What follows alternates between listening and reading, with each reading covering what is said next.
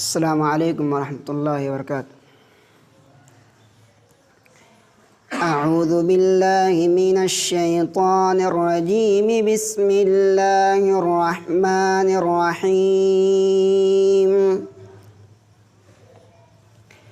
يا أيها الذين آمنوا إذا قمتم إلى الصلاة فاغسلوا وجوهكم وأيديكم إلى المرافق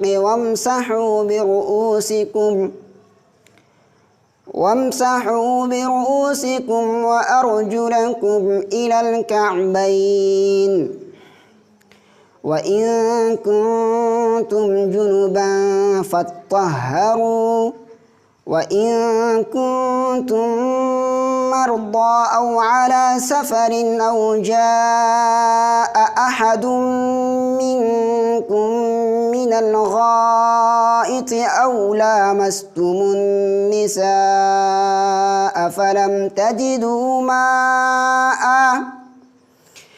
فلم تجدوا ماء فتيمموا صعيدا طيبا